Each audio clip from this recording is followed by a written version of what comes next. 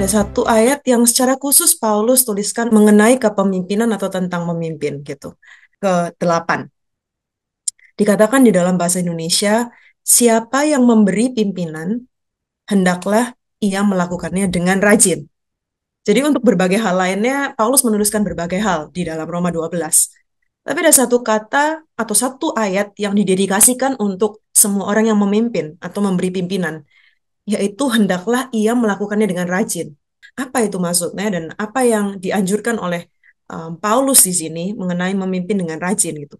Karena khusus untuk kepemimpinan didedikasikan kata rajin ini. Nah, kata rajin ini sendiri diambil dari bahasa Yunani ya, bahwa kata asalnya adalah spoude yang memiliki dua arti. Yang pertama adalah speed atau haste atau bergegas dan bersegera, dan yang kedua adalah kerajinan itu sendiri, kerajinan, kesungguhan hati dan juga semangat atau antusiasme. Jadi begitu menarik bahwa kerajinan itu bukan cuma tentang kegigihan atau ketekunan, tapi juga ada unsur bergegas atau bersegera di situ. Nah, di dalam Kamus Bahasa Indonesia sendiri dari KBBI dituliskan kerajinan artinya suka bekerja, getol, sungguh-sungguh bekerja, selalu berusaha giat. Jadi ada usaha di situ yang dilakukan secara terus-menerus dan juga kerap kali. Dari sini yang bisa kita pelajari ada paling tidak, paling tidak ada 4 hal yang bisa kita lihat dari apa sih yang namanya memimpin dengan rajin itu sendiri. Yang pertama adalah yang tadi barusan saya sampaikan, tidak menunda-nunda, bergegas dan bersegera. Kenapa bisa seringkali kita menunda-nunda? Yang saya lihat sendiri dalam kehidupan saya adalah mungkin seringkali sudah nggak semangat lagi untuk mencapai tujuan. Tujuannya mungkin mulai kabur, atau mungkin tujuannya terlihat terlalu tinggi atau terlalu berat, sudah mulai pakai ya kelihatannya atau mungkin merasa sendiri atau mungkin merasa kurang penting, prioritasnya menjadi berubah. Berbagai hal yang bisa kita jadikan alasan untuk kita menunda sesuatu sehingga kita tidak bergegas untuk melakukan sesuatu. Mungkin hari-hari ini atau mungkin beberapa bulan yang lalu Tuhan sempat sampaikan melalui saat teduh kita atau mungkin melalui orang lain. Coba kamu pimpin atau mentori salah satu anak ini, atau mungkin telepon teman kamu yang lama ini. Mungkin ada dorongan-dorongan atau bisikan-bisikan Tuhan yang begitu lembut, tapi seringkali kita cuma pikir, nanti aja lah Tuhan, nanti aja. Itu juga termasuk salah satunya bukan memimpin dengan kerajinan, bukan memimpin dengan yang tadi Paulus sebutkan gitu. Apakah saya nggak pernah? Saya juga sering, Bapak Ibu teman-teman. Jadi ketika saya belajar lagi, oh ternyata maksudnya Paulus tuh bukan cuma gigih dan tekun, tapi juga nggak menunda-nunda kalau Tuhan suruh lakuin sesuatu. Ayo coba ajak teman-temanmu buat Bible study misalnya, atau ayo Tuhan ingatkan satu atau dua teman yang belum kenal Tuhan, coba telepon, apa kabarnya mereka, nanti dulu Tuhan, aku masih sibuk, dan lain sebagainya. Mungkin kita punya banyak alasan, dan hari ini Tuhan mau ingatkan kita, jangan nunda-nunda. Um, Kalau kita mulai menunda-nunda, lama-lama males, lama-lama kelupaan. Itu yang pertama. Yang kedua adalah earnestness atau kesungguhan hati. Begitu serius, begitu gigih. Apakah artinya earnestness di dalam kerajinan ini? Yaitu tetap menjaga fokus sampai akhir, meskipun ada gangguan dan kesulitan. Bukan tanpa alasan, Paulus bilang, buat semua yang memimpin, memimpinlah dengan rajin, karena saya percaya Paulus juga tahu menjadi seorang pemimpin bukanlah hal yang mudah. Pasti banyak halangan, begitu banyak ketika kita berhubungan dengan manusia, manusia juga memiliki begitu banyak dinamika dan nggak mudah untuk menjadi seorang pemimpin. Tapi malah justru Paulus bilang, mari buat semua yang memimpin, kita memimpin dengan kesungguhan hati ini untuk kita terus menjaga fokus kita. Apakah fokus itu? Yaitu tujuan yang Tuhan sudah taruh dalam hati kita. Apakah itu untuk membawa seseorang kepada Kristus? Apakah itu untuk mementori anak-anak di dalam keluarga? Apakah itu untuk berdoa dengan sungguh hati untuk satu atau dua nama atau teman yang Tuhan titipkan dalam hati kita?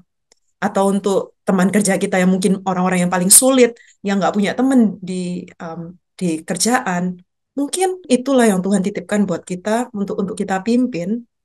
Tapi bukan cuma 1 2 hari. Tuhan Tuhan ingin pemimpin-pemimpin yang sungguh-sungguh, yang gigih sampai akhirnya, terus fokus kepada apa yang menjadi tujuan dan panggilan Tuhan di dalam kehidupan kita. Yang ketiga ada enthusiasm atau antusiasme atau semangat. Jadi kerajinan bukan cuma masalah, enggak bukan cuma tentang tidak menunda-nunda, juga bukan cuma hanya tentang kesungguhan hati untuk terus mengejar sampai akhirnya, tapi juga tentang antusiasme. Kenapa? Karena antusiasme itu menular. Kenapa kita ketika ada orang yang rajin dan semangat, ayo kita kejar tujuan ini sama-sama dengan Tuhan. Masih ada, ayo kita sama-sama doain orang ini, ayo kita sama-sama. Semangat itu menular, menginspirasi, memotivasi dan juga melibatkan orang lain yang mungkin awalnya malas-malesan atau mungkin orang-orang yang ya agak hesitant, agak ragu-ragu menjadi semakin yakin dan mantap di dalam Tuhan. Maka dari itu, um, sebagai pemimpin, kita perlu terus membawa semangat dan kerajinan ini, supaya antusiasme kita yang set the tone sebagai pemimpin, kita yang membawa orang-orang yang kita pimpin, membawa orang-orang lain untuk terus menyala di dalam Tuhan. Yang keempat, yang terakhir adalah intentional efforts atau selalu mengusahakan atau berusaha dengan giat. Ada sesuatu yang disengaja di situ. Jadi bukan hanya go with the flow. Ketika seorang itu rajin, um, kembali lagi ke dalam arti di dalam bahasa Yunani yang tadi juga di dalam KBBI, ada usaha yang terus dilakukan. Buat saya ini berarti bahwa seorang pemimpin yang rajin itu selalu mencari cara untuk bukan biasa-biasa saja, tapi untuk bisa unggul, bahkan melakukan sesuatu yang lebih ekstremal dalam melakukan tugas dan tanggung jawab sebagai seorang pemimpin. Bukan cuman ya yang penting minimum, bare minimum, yang penting saya ngelakuin ya segini aja cukup lah. Bukan hanya seperti itu, tapi terus mengusahakan apalagi ya yang bisa saya lakukan, terus memikir-mikirkan, um, itulah tanda-tanda pemimpin yang rajin. Jadi ketika kita lihat kembali, oh ternyata si Paulus menganjurkan kita untuk menjadi seorang pemimpin yang rajin, ada berbagai hal di dalamnya yang juga bisa kita jadikan refleksi malam hari ini. Apakah ada bagian-bagian yang dimana kita mulai kendor, dimana kita mulai berkurang, atau kita mulai ya yang penting autopilot, yang penting semuanya dikerjakan ya sesuai dengan SOP-nya aja lah. Kita sudah nggak berusaha lagi memikirkan atau berusaha yang terbaik untuk um, orang-orang yang kita pimpin atau untuk organisasi kita dan lain sebagainya. Maka dari itu, Paulus memberikan peringatan di Roma 12 di pasal yang sama, di ayat ke-11, dikatakan oleh Paulus, janganlah hendaknya kerajinanmu kendor, biarlah rohmu menyala-nyala dan layanilah Tuhan. Jadi di sini Paulus memberikan peringatan karena saya percaya Paulus juga tahu seringkali kerajinan kita itu sangat-sangat mudah untuk jadi kendor. Ketika kita nggak dengan secara sengaja mengusahakan itu, um, akan sangat mudah kerajinan kita menjadi sirna. Di sini um, apa ya maksudnya menjadi kendor ini atau menjadi malas, bukan rajin kembali. Mari kita sama-sama lihat lebih dalam lagi. Kembali lagi kita lihat asal kata bahasa Yunaninya yaitu okneros, yang artinya malas. Tapi juga berarti kata-kata ini yang tadi kerajinan menjadi kendor itu adalah sikap enggan atau tidak bersedia melakukan tindakan, tidak bersedia berpartisipasi, dan juga tidak tertarik untuk mencari tahu lebih lagi, tidak tertarik terhadap suatu hal atau suatu tugas dan tanggung jawab. Selain itu, arti kata atau kata awal dari okneros ini adalah okneo yang berarti ragu-ragu atau menunda. Nah, ketika saya baca kembali, ada satu perikop yang memakai atau menggunakan kata yang sama, kata malas ini di Matius, yaitu di perumpamaan tentang hamba yang malas. Mungkin Bapak Ibu sekalian sudah sering mendengar tentang ini. Ada di Matius 25 ayat 16 sampai 18. Segera pergilah hamba yang menerima 5 talenta itu, ia menjalankan uang itu lalu beroleh laba 5 talenta. hamba yang menerima 2 talenta itu pun berbuat demikian juga dan berlaba 2 talenta. Tetapi hamba yang menerima 1 talenta itu pergi dan menggali lubang di dalam tanah, lalu menyembunyikan uang tuannya.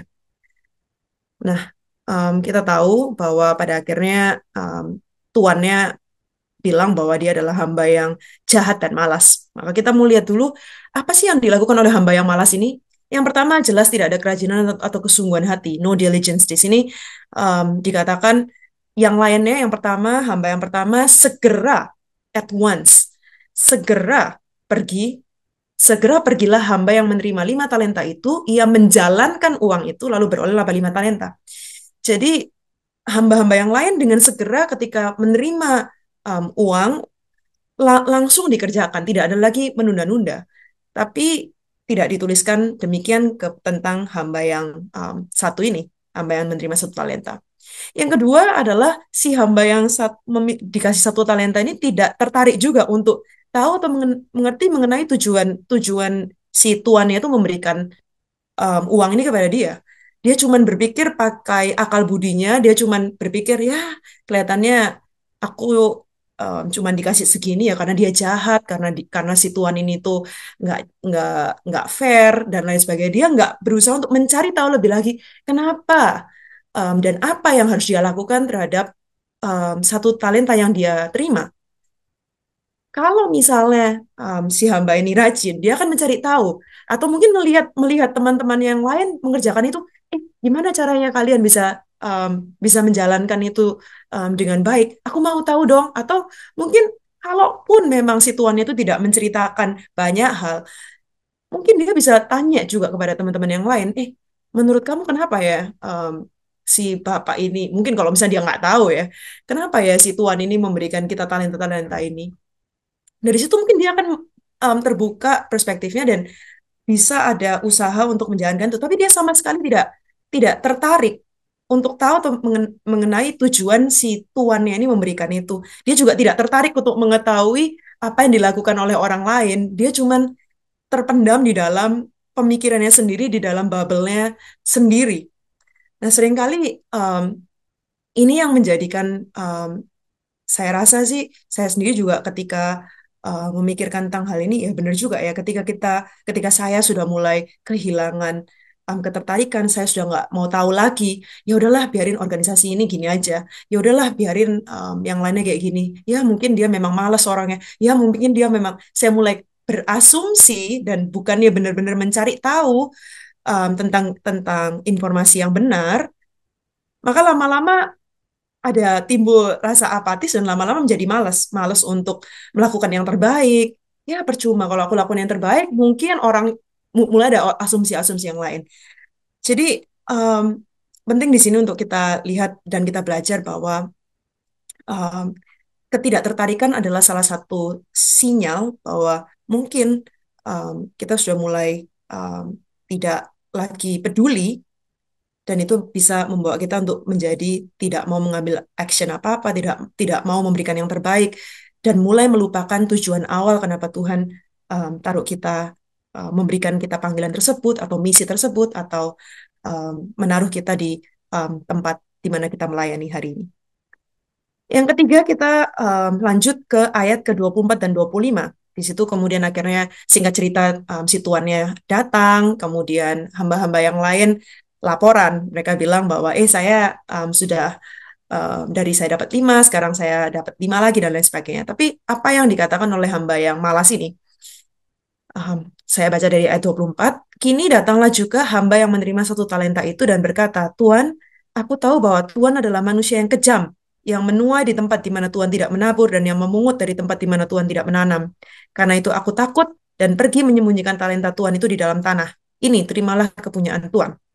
Dari sini hamba yang malas ini ada 2 hal lagi yang bisa kita lihat. Yang pertama adalah playing the blame game atau tidak memiliki no sense of ownership, tidak memiliki rasa memiliki sehingga suka menyalahkan orang lain. Aku memang seperti ini karena kondisinya, karena aku cuma dikasih 1 talenta, karena aku karena dia begini, karena dia begitu, karena aku memang lahir seperti ini dan lain sebagainya.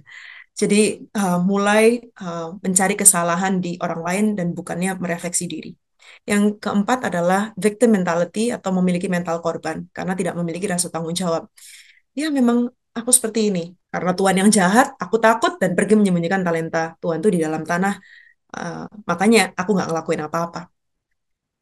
Nah, ketika kita sudah mulai uh, menyalahkan organisasi, menyalahkan orang lain, menyalahkan skala skala hal yang lain, dan sudah mulai tidak mengambil tanggung jawab, um, itu juga adalah signs atau sinyal-sinyal bahwa kita mulai mengarah menjadi seorang pemimpin yang tidak rajin atau malas. Bagaimanakah Bapak Ibu teman-teman mengevaluasi diri tentang semangat atau kerajinan di dalam kepemimpinan sebagai seorang pemimpin, di dalam melayani Tuhan, di dalam kepemimpinan bisa bisa dalam berbagai hal ya, dalam kepemimpinan dalam keluarga, di dalam tempat kerja, di dalam gereja, dan lain sebagainya. Apakah hari ini saudara sedang dalam um, semangat yang membara, sedang sangat rajin dan semangat, atau sedang ya yang penting autopilot, yang penting semuanya berjalan oke dan lain sebagainya.